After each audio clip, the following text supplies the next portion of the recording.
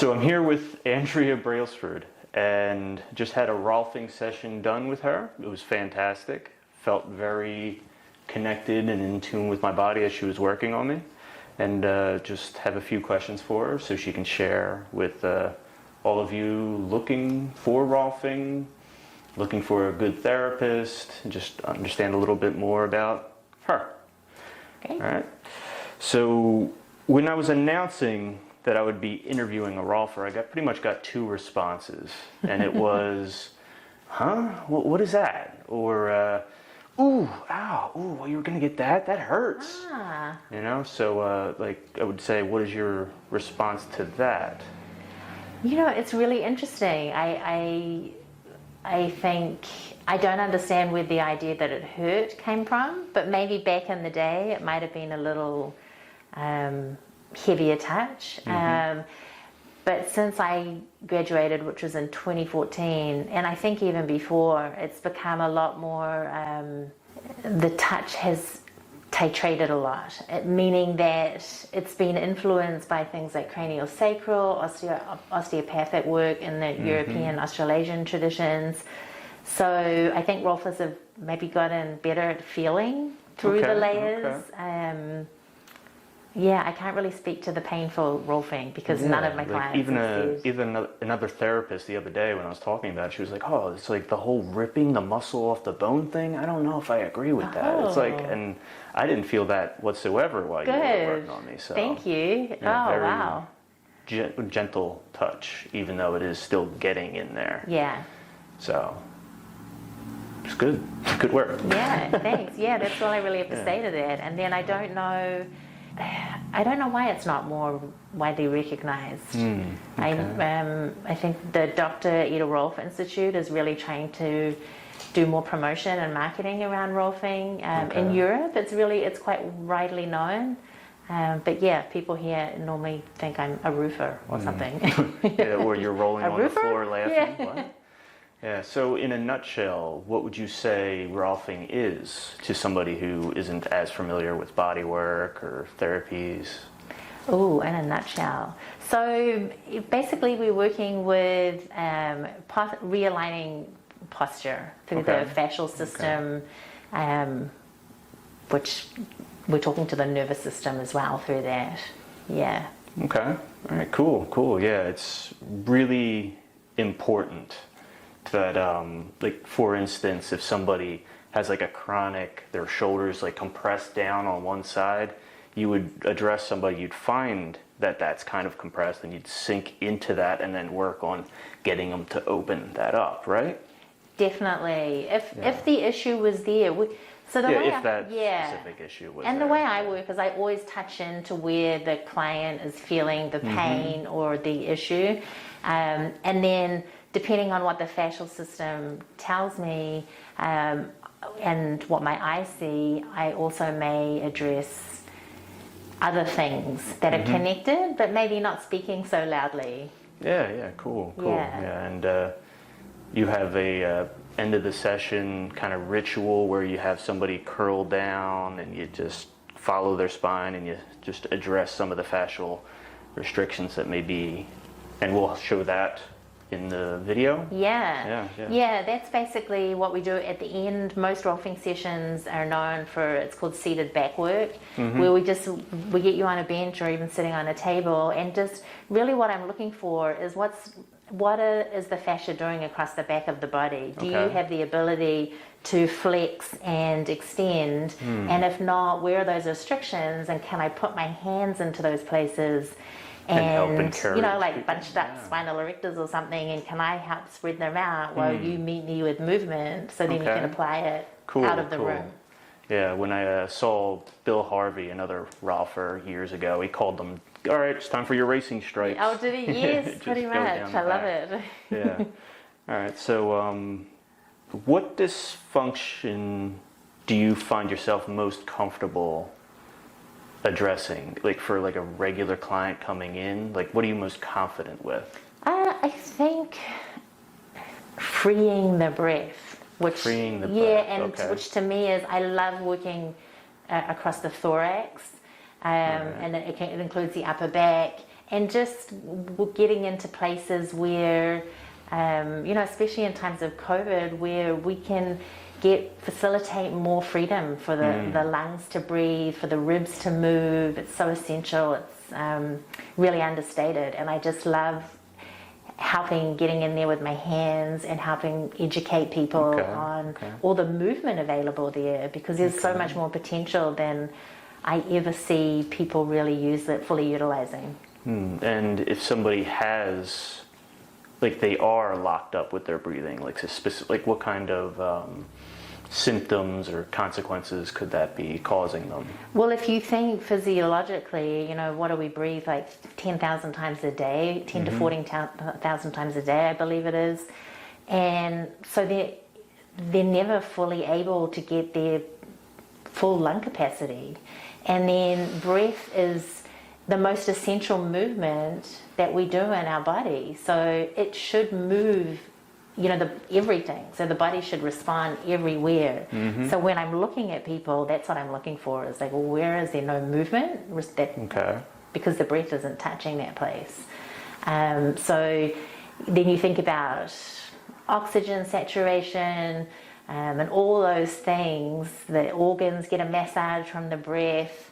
So if we're fully utilizing our breath, our body's getting this massage, this little micro massage, literally the whole day long. But if we're not, then places are getting stuck. Maybe fluid exchange isn't happening as adequately as it should. Oxygen exchange.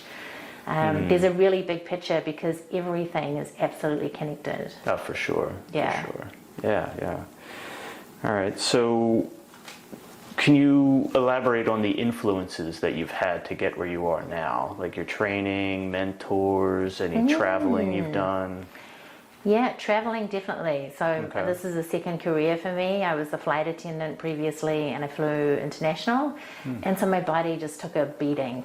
For all the time zone changes. I was walking up and down the cabin on high heels. There was a lot going on. And so everywhere I went, I would get body work. So I would, Thailand. So you've always been into body work? Yeah, and I just noticed, first of all, it was a place to go to make my body feel somewhat connected to where I was, and also to the people, because it's normally the local people giving the massage or reflexology or just any of those kinds of things.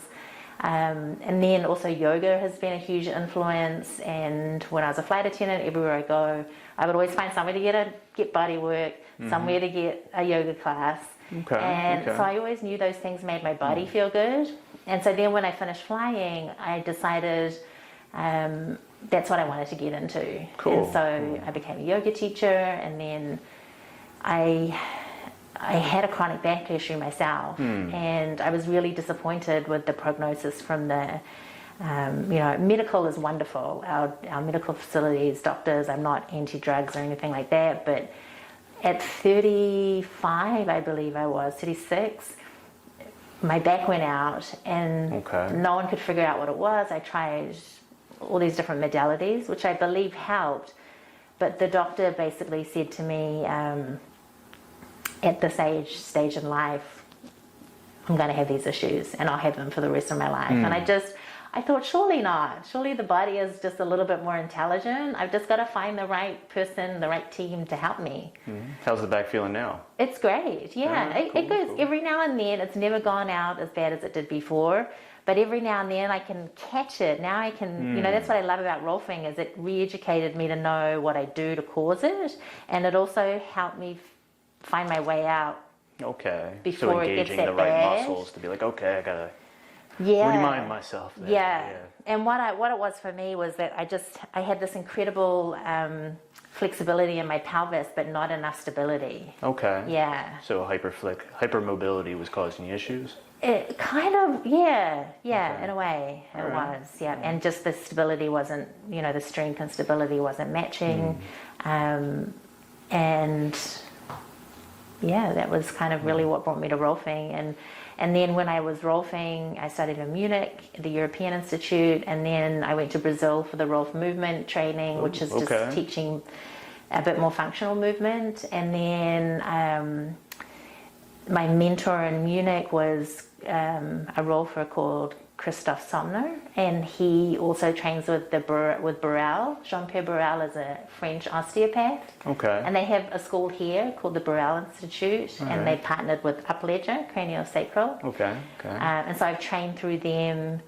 So craniosacral has influenced me, visceral manipulation, there's Rolfing, Feldenkrais, and somatic movement, yoga, and just daily living, looking to nature to see how she expresses herself or he in its magnificence, you know. Yeah. And we'll try to link to her references in the video notes.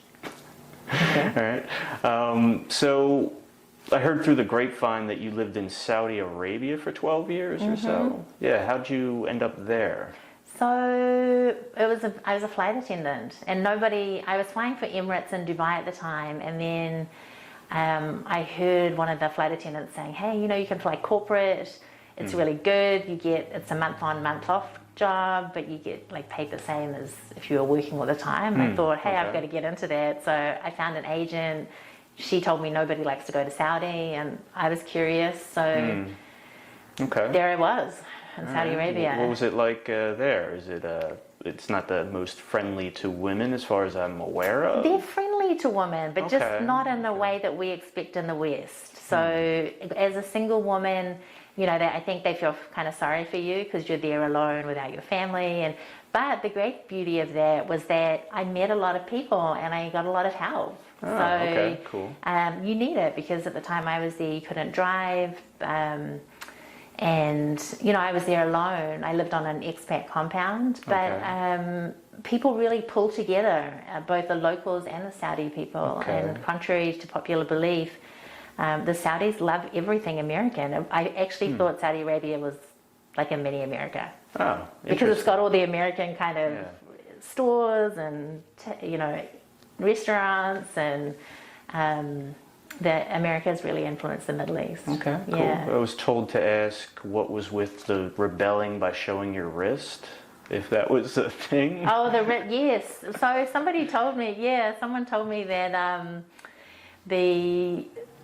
when I first got one of my abayas, the black cloak, it came up to here, and someone said to me, you know, that's a little bit too sensual because wrists and ankles are seen to be really sensual. And I was like, what do you mean, wrists and ankles? But then I thought, well, if you're not seeing the rest of the body, maybe it really could be. So you're being a little provocative, right? Going, a little bit of wrist, and and like you know, the same thing with hair. You always had to have your hair out because long hair was seen as provocative. So you know, it was interesting. And it's where I first started Rolfing too. Was in Saudi Arabia. Oh yeah. Yeah. Okay. So you like traveled to Germany to learn it, then came back with it? I would. So the Rolfing program is very hands-on based, and what we do is for a couple of years you're going in and out of the training. So you'll go into a training for a couple of months, and then you'll come out for a few months and you'll put the work onto your friends and family, and then you go back and you kind of go back and forth. And it was 5 hours flight to Munich from Saudi as opposed to coming all the way to the US. Cool. Because the main institute is here in Boulder, Colorado. Yeah. All right. So with your style that you have, what kind of clients are you trying to encourage to come to you because you feel you could help them significantly? So compared to others. Yeah, I really love clients that come to me that are curious about reaching the fullest potential available in their body. You know, people that are curious about being involved in their own healing process.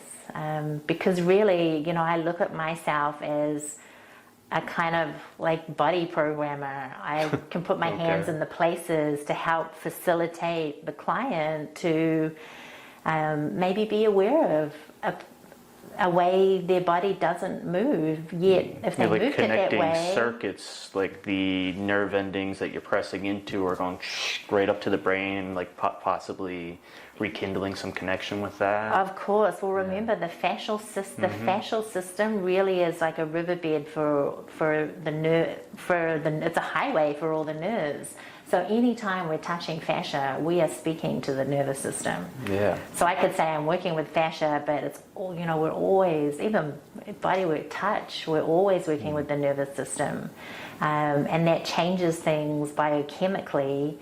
For example, recently I was just listening to a study on oxytocin, and they said if you don't get enough touch, you're not getting enough oxytocin. It's the feel-good hormone that our body gives out, but we need touch and we need others to help facilitate the release of that hormone. Human beings are a communal type. Right. Yeah. Kind of go a little wacky when you go live in a mountain by yourself. Yeah, so I know, and think where we are now in times of COVID, where we're being asked to kind of distance, and I think sometimes we forget it's we're distancing, but it's not isolating. Yeah. Cool. So you have your practice here in this building. How long have you been here? So I've been here just over 2 years. 2 years. 2.5 years. Cool. Yeah. Cool. Any challenges with starting your own practice, or? Yeah, in the beginning. So in the beginning, it's quiet. And especially for me, I didn't grow up here. I came from overseas to the United States. I didn't know anyone. Luckily, I had to go to massage school to get my licensing. Because I had studied in Germany, they wouldn't accept that. So, but the blessing of that was that I did meet a few people there. Okay. Cool. And they kind of helped steer me on kind of a way to go. So the girl that works next door to me, she was a friend of someone that was in that class. Cool. So we kind of got together and said, hey, would you, are you ready to get a space? Maybe we managed to get a bit bigger space because there were 2 of us. So that's a nice little buffer in the beginning because it is quiet. So, How did you promote yourself other than having friendly neighbors? Oh, so I know. So I had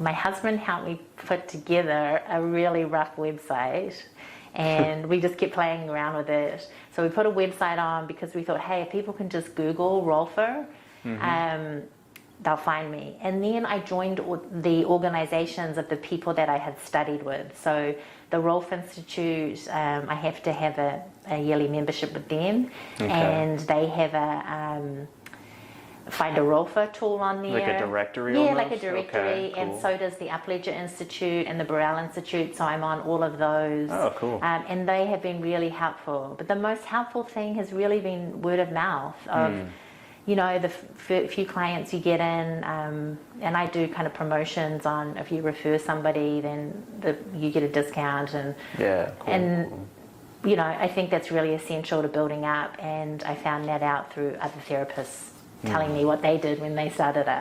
Yeah. All right. Have you ever thought about the way our education system is, how you're paying some college or institute a lot of money to come learn from them, and then you're off on your own, good luck, or you end up working for some corporate giant that's just pretty much you're like a cash cow for them. So have you ever put any thought into apprenticeships, or what are your thoughts on that kind of a thing? I feel like apprenticeship, the Rolf Institute, the European Rolfing Association, they called it mentoring. And through the whole time we studied, we had to have a certain amount of mentoring. Okay. And I feel for me, it was, I believe the Dr. Ida Rolf Institute in Boulder does the same thing. For me, that was essential. For me as a beginning Rolfer and feeling like I had I was contained by somebody that kind of knew the ground. So did you work at their office as a for them to be your mentor, or did you come shadow them while they were working on other people? A bit of both, yeah. Okay. Mostly shadowing and just sitting in the room with clients that didn't mind it and watching, and or bringing in my own client, and maybe a group of us might have specific questions to the mentor. Okay. But I think it's invaluable. Absolutely. And that's why I chose Rolfing, because I really love the way that you go in for a couple of months and then you have to go away and put it into practice. And then you come back and you have questions. And then at the end after graduating with the European Rolfing Association, we come back a year later for a week-long mentor supervision week, and you're with a a long-time rolfer, and you just ask questions, and the class is based off what all the questions that come. All right, cool. Yeah, I think this country would definitely benefit immensely for the unexperienced therapists or any type of trade, really, like electrician, plumbing, whatever. You just go and you work with experienced people, not just get shoved into a box with a bunch of other inexperienced people, and you find your own way over the next 10 years, however long you're going to be in your trade, so and I can that's cool. and I can definitely, having traveled, I've seen different models, and I believe this is the only model in the world where it's so expensive and so long to study, and it seems like what you said, there's just not enough programs where people can, they don't have to pay into a system. They can just go out and go straight to work and learn on the job. Where I grew up in New Zealand, half of my friends do life like that. They work on the job. My sister works at a big bank in New Zealand, and she just worked her way up to the managerial position she's in. It's a strange concept to me. Yeah. This one here. People like to make more money. So. Yeah. So what kind of recommended learning do you have for both fellow therapists who are trying to increase their skills and the average Joe client who wants to expand their knowledge of their own body? And so for somebody who's a therapist, the best piece of advice that was given to me was every day find something to study about the human body and just study it. And it could be reading a book. Some days I just pull open like my Netter Atlas, or I've got all these different anatomy books that I go into secondhand stores and just look at different parts of the body, and you can make connections. It doesn't have to be a big study thing, and I think that has been the most valuable piece of information. So just always be looking. Yeah, because you can't always afford to be constantly taking workshops, and they are definitely super valuable. But I think the hour most days of just opening a book or studying something or reading something along the body has been invaluable to me, and taught me just to make different connections about what's beneath my hands, and not specifically just on Rolfing. Sometimes, like at the moment, I'm going down this rabbit hole about Polyvagal Theory and why that's important, and I think you had mentioned, is it all about emotion, or this kind of thing, and so that I go down these rabbit holes, and it's fun, it's cool. And then for clients, I think the most important thing you can do is just remember that posture is dynamic. We're always in movement. It's really important, and it's important to explore all different ranges of movement. Don't get stuck in any pattern in life. Will serve you really well, I think. Cool. You dropped the all about emotions in the body comment. Is all dysfunction kind of rooted in some kind of emotional trauma? Because there's like a stream of thought where a lot of therapists do think that the pain somebody might be having in their back might be from like branched through some kind of childhood trauma that needs to be let go, expressed through the body or whatever. Do you feel like everything stems from something like that, or just specific cases? In my own experience, I can't link up releases and things that I've had so much to emotion. Sometimes I have been able to, but often not. And I receive, physical body work, and I do receive energetic body work as well. And I find they both have value. I'm currently studying a lot around trauma, and what really is curious to me, and that goes along with this polyvagal theory, is that it's a human, like you said, we are communal, kind of tribal, and it's a human need to what is it? To kind of regulate our nervous system somehow. That's what it's all about. being human is all about this nervous system and feeling safe. And so anything that doesn't make us feel safe is going to land somehow in the body. And more they're saying it's in the tissues.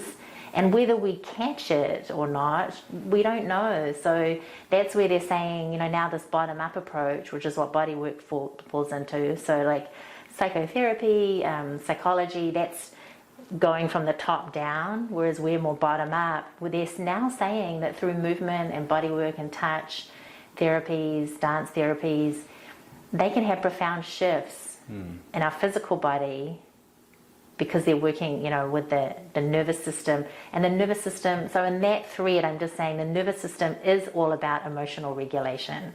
Okay. And any emotion we have, we're beings, we're emotional beings. So any emotion we have has a physiological response, either biochemically or physically. So I think a lot of it's about emotion that just maybe hasn't been able to move through. Okay. And then, somebody does lack the conscious connection to whatever they might have braced to in the past. Yeah, and and I just say that's okay. We don't have. I think some of the studies I read is like, oh my gosh, if you fell down a few stairs, then you would have got a whiplash, and that was a trauma that your body was. We can't catch all of these things, but that's where I think regular body work, regular movement, all these things that help us, our nervous system regulate, regular social connection, being out in nature, all of those things can be really helpful to just keep emotions moving through, keep you moving through life, because the problem is when you get stuck, And normally people honestly come to me and they've got a physical thing. They're like, oh, my shoulder hurts. I don't get so involved in the emotional, but I do like to create a safe space to facilitate that. I don't know what's going to arise here.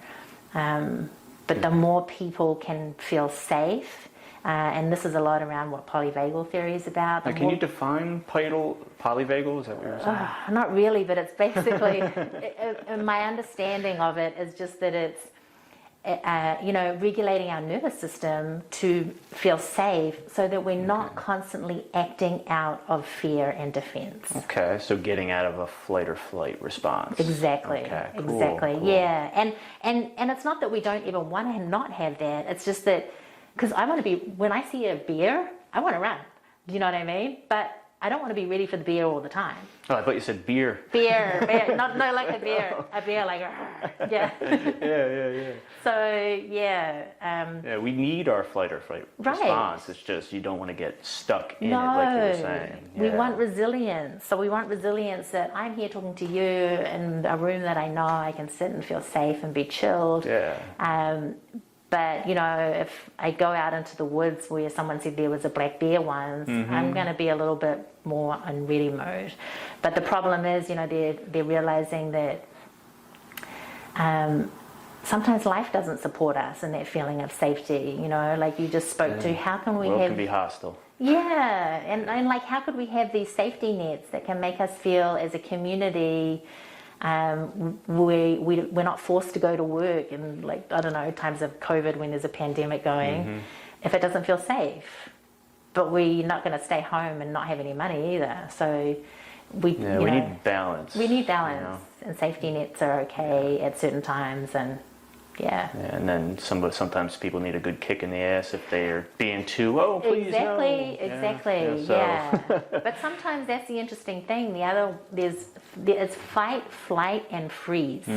Sometimes frozen people, the ones that might look like they need a kick up the ass, they might be also in PTSD. They might have had some severe trauma that they literally just cannot move, and it's comfortable just to stay where they are. Not work, not do anything, because it's all just too scary out there.